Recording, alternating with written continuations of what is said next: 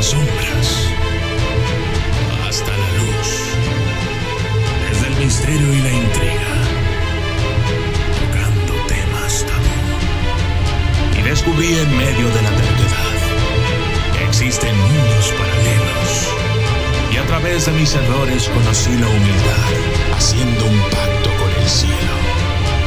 Yo soy el documentalista. En este mundo sabemos que hay cosas fuera del alcance de la comprensión humana. Eventos, sucesos y situaciones cuyas causas no tienen sentido. Es una de estas historias las que el día de hoy les voy a contar. Una historia de terror, brujería, venganza y advertencias. Una historia enviada por Jorge Antele vía correo electrónico, quien me cuenta un terrible acontecimiento ocurrido en Catemaco, Veracruz, México, la tierra de la brujería en Latinoamérica. A la memoria de mi Panchito, amante del trago y la magia, mi abuelo. Despertó al escuchar el grito desesperado de un niño que rompió violentamente con el silencio habitual de entre los platanales y los manglares limítrofes. Sobresaltado, miró hacia los catres de sus hijos. Juanito, el menor, no estaba.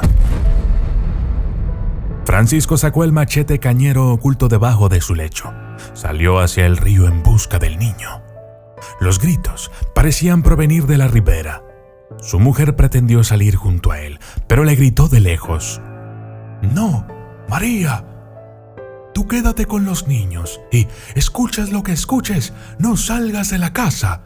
Atranca la puerta y riega sal en el interior como te enseñé». Francisco iba desesperado, deprisa, abriéndose paso con el machete. A la orilla del río, a unos 900 metros de él, avistó al pequeño Juan.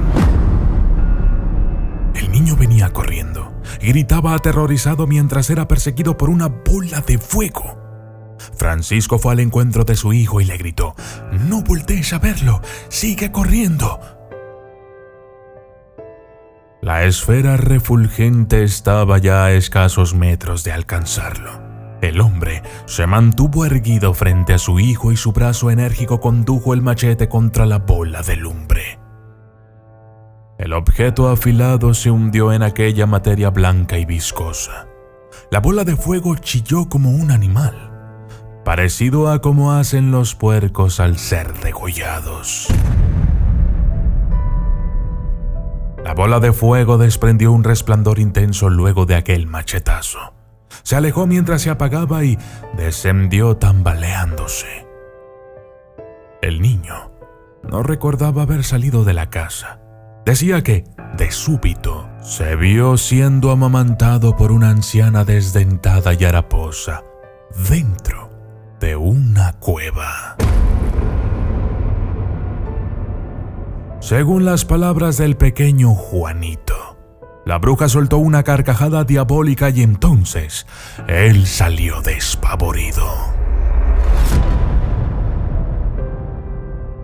Comenzó a correr por el monte, entre platanales y maleza. La bruja lo perseguía, pero ya no era una anciana. Ahora, la bruja se había convertido en una bola de fuego. Francisco sospechaba de 3 ancianas.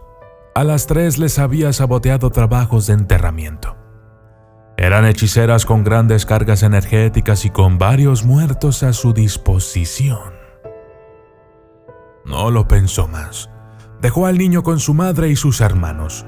Con machete en mano, salió entre la húmeda oscuridad, el sonido de los grillos y el croar de los sapos. A hurtadillas, visitó la casa de las primeras 2 ancianas, pero las encontró dormidas. No era ninguna de ellas. La culpable debía tener una herida de machete en alguna parte del cuerpo, si no de muerte, al menos de gravedad. Así pues, se dirigió a la casa de la tercera vieja y la vio a lo lejos lavándose una profunda lesión del brazo derecho. Francisco escupió el machete y en voz baja profirió ocultas invocaciones. La mujer se quejaba cuando el agua tocaba su herida. El hombre, cegado por la ira y la sed de venganza, se postró frente a ella en medio de la oscuridad espesa y le dijo: «Conmigo podían hacer lo que quisieran, pero con mis hijos. Caminó. De pronto, el filo del machete estaba al rojo vivo.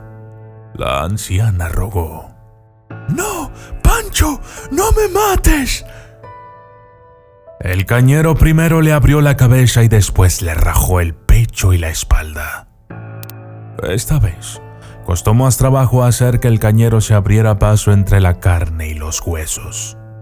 Pero el arma estaba bien afilada y llameaba con furia. La madrugada ahogó los gritos y no dejó rastro de ellos. Francisco arrastró el cadáver hasta la montaña que los pobladores conocen como Palo Alto. En ese lugar no solía acercarse la gente, porque era sede de aquelarres, reuniones de santería y adoraciones al maligno. Cavó un agujero con la ayuda del arma homicida. La zanja fue tan profunda como para dejar el cuerpo bien sepultado. Luego, cubrió el rastro del agujero con ramas y piedras para que los perros y los coyotes no pudieran sacar el cadáver. Faltaban algunos minutos para ver colorearse la aurora en el horizonte.